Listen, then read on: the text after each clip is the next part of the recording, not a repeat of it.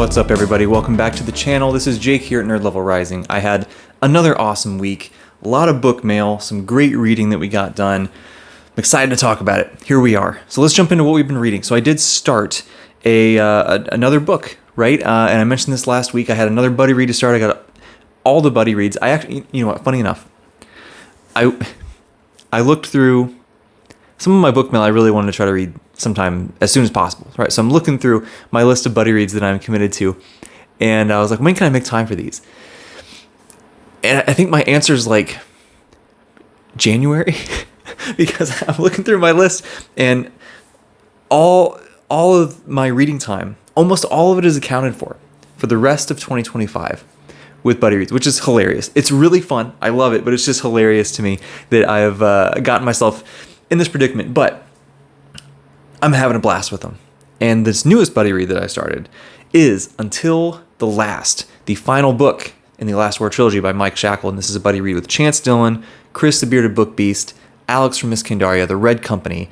And we've been doing this sort of quarterly buddy read together. We get together and discuss it later. And we have talked about the first couple books in this trilogy. And now we got to wrap it up with the last one. And so I jumped in. I think I'm 10-15% of the way through it now, and it's so I like book one quite a bit. Book two, I liked most of it quite a bit, and then there was a big section that was just done in a way that didn't work for me at all, and I really was not a big fan. I think it'll work great for some people, but just for me, it didn't work super well. And then there was a couple things with a character that did not work for me at all, and I was just like, ugh. Very mixed on book two. Here on book three, it is so far mostly been good. I think we're seeing, you know, we're setting up the final book in this trilogy, right? So there's going to be some setup. There's going to be, we're building up to this huge climax, right? And that's great. I'm liking that stuff. I thought that the end of book two ended in a place that made the beginning of this one feel kind of out of place. I don't know. I want to go back and double check the ending of book two. Anyway, but there's already been one character moment here with the same character that was bothering me in book two that I was just like, what? Like, this doesn't work, right? So I don't know. I'm having a little bit of a hard time with some things. Other things though are awesome, right? Like I think that, you know, if you want just a quick, snappy, dark, violent, you know, grimdarky war kind of story, it's great for that, right? It's going to check a lot of those boxes. If you're looking for something with really, really deep prose, probably not going to check that box. It's very straightforward. It's not bad. It's just very straightforward and accessible. You can read it exceptionally quickly, which is kind of nice sometimes if you feel like you're in a little bit of a crunch and stuff like that. So that can be cool. There's a lot of prose to this story, right? There's just been a couple things here and there that have bothered me a little bit or just didn't work for me personally a ton. But nonetheless, I'm enjoying being back in that world, and I'm excited to see how it wraps up and how everything kind of comes together, because I have heard very good things about the end of this trilogy. So, and I think I'm generally in the minority of people with, you know, having some reasonably large critiques of book two. Anyway, but yeah, having a good time with that. We'll see where that one goes. We're going to continue working on that all week probably. Well, certainly it's going to take me a while to get through that one. It's a long book. You can get through it quick, but it is a long book. The other thing we've been working on is Best Served Cold by Joe Abercrombie. This is with Ashley from Library of a Silver Saint and Andrew from Brother Grimdark over on Instagram. This has been very fun. We're reading a couple chapters a day, exchanging thoughts, talking about it as we go. It's been really fun to talk to those two. And it's been really fun being back in this world. And I mentioned this last week. I was really gushing about how great it is to be back in the First Law world and to be getting more of this Abercrombie that I really fell in love with the First Law trilogy. And that The Devils, I thought it was a great book. It was so well written. It just was a little too much humor for me personally. This is back to that balance. It's got a lot of the humor, but it's got a lot of other stuff as well that is fantastic. And I'm not going to back off of that whatsoever. The only thing I will say is I feel like I'm starting to see a little bit of a pattern of Abercrombie stories where we're kind of starting off and here's our inciting incident. Awesome, right? And then we have this great world, and then we're going to start to gather this ragtag group of characters together and go off on this quest. And that's fine, right? That's great, and the characters are awesome, right? They're awesome. But I feel like I'm seeing this quite a few times. And I'm just like, oh, I'd like to see, do something a little different, right? That could be cool. And I'm starting to feel a little bit like I'm worried that this is going to become predictable for me, which will not be my favorite thing. Now, maybe it doesn't. I have some thoughts on where this is going to go. And if all of those things happen exactly like I think they will, I might feel a little bit less hot on it. If they don't go that way, then I'll be like, okay, I stand corrected. He got me. We're good. Right? So we're going to see where this goes. I'm really enjoying it. I'm having a great time with this. It is fantastic. I just want to be honest. I am starting to notice a couple little things where I'm like, this is feeling like a trend. So we'll see. We'll see where this goes. I'm not the only person who said that about these books, right? But I'm not disliking it by any means. This is awesome. Okay. Best served cold. Then we've been working on Fugitive Prince. I think I said last week I was hoping to be done with this. I'm clearly not done with it. There's just life stuff that's just been happening, right? We are staring down the barrel of the next school semester starting, which means I've had more preparation time involved with just getting everything ready for that. As part of my PhD, I teach a class, and with that class, what I like to do with it is update the lectures at least once a year so that they are involving all of the most up-to-date research on the topics that I'm talking about, which is really fun. But it does take some time. And so that's what a lot of my time has been going towards. I had that. I did for anyone interested in strength sports and Olympic weightlifting and powerlifting and things like that, I did a presentation for an online conference that was called the Power and Strength Summit. And it was awesome. Had a fantastic time with that, but it did take, again, some more preparation time, getting ready and all that kind of stuff. And so just other real life, work, school, etc. things have gone down, but that's fine. We will we'll finish this week. I'm going to say that for sure. We're going to finish it this week, and we'll jump into something else after this. I'm not sure what I'm going to get into after this. I have a couple choices, and I think I'm going to kind of see how I feel at the end of this one. I think that's what I'm going to do. I'm going to see. I have I think 2 or 3 different choices that I'm bouncing around between right now. So I don't want to commit yet. I'm sorry. We'll see. Week from now, you will see what I decided upon.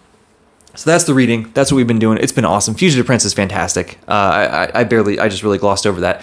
Fugitive Prince is awesome. We're really laying the groundwork for this next arc in the story. We're coming off of this big, massive thing that happened in Warhost of Vastmark. And now what we're going to do is explore the aftermath of that. There's a lot to get into when these characters go through something like that. We really need to see what's going on with them. And Janie is doing such a wonderful job of taking her time and showing us what's going on with these characters and with this world and with the conflicts and with the motivations, and just all this stuff is shifting in real time as the world is changing and as things are happening. And it's just so well and so deeply explored in this book, and I'm really, really loving that. There's already been one huge thing that happened, and there's going to be more, I'm sure, as I approach the final third or so of this book, that I'm really looking forward to seeing how this one wraps up. So yeah, that's going to be great. And this is part of our Big Buddy read with the huge group organized by John over at Talking Story. I'm not going to try to name everybody in that one because I will inevitably leave someone out, and I don't want to do that. That would be very sad. But make sure you keep an eye on John's channel as he announces when we get together to discuss Fugitive Prince, Book 4 in the Wars of Light and Shadow, and Book 1 in Arc 3, The Alliance of Light, which is very exciting. Okay, there's the reading stuff. Book mail. I actually have one thing that's not books. Let me do this really quick. So here's what I got. You guys know I love the Broken Binding, right? The Broken Binding had their Inheritance Cycle set by Christopher Paolini.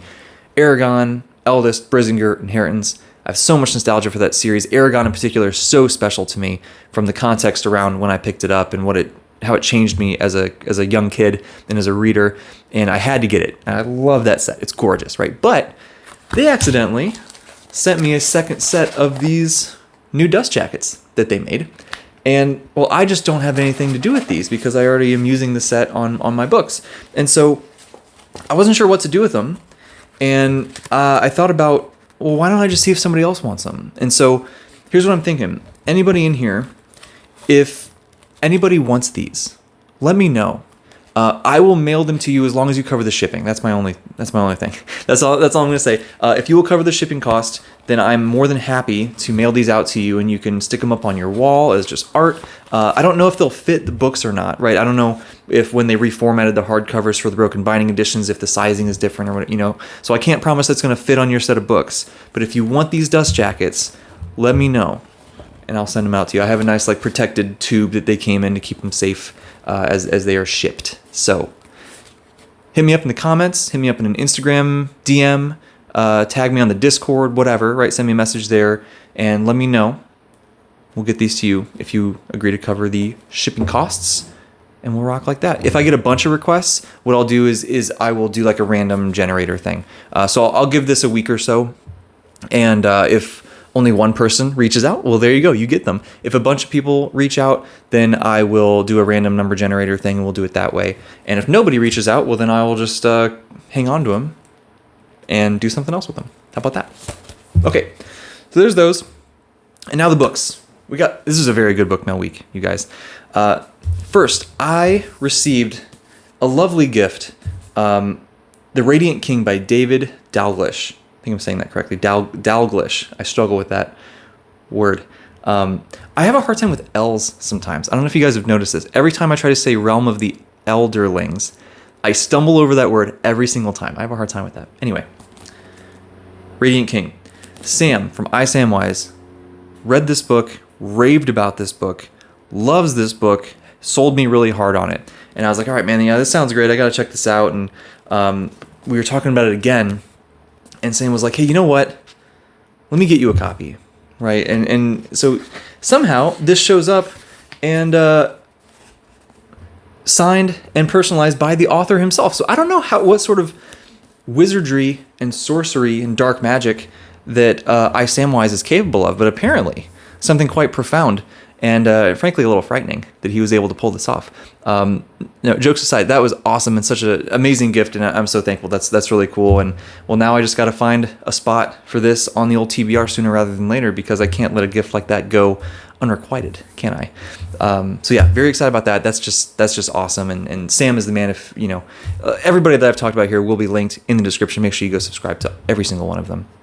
I also got the third and final book in the Rift War saga by The Broken Binding. This is A Darkness at Sethanon. I always forget if it's just Darkness or if it's A Darkness.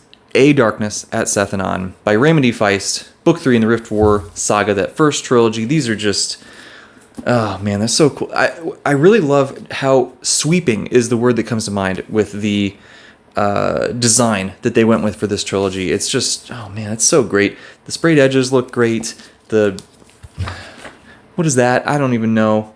Flaming horse. What's on the backside here? A bunch of dragons.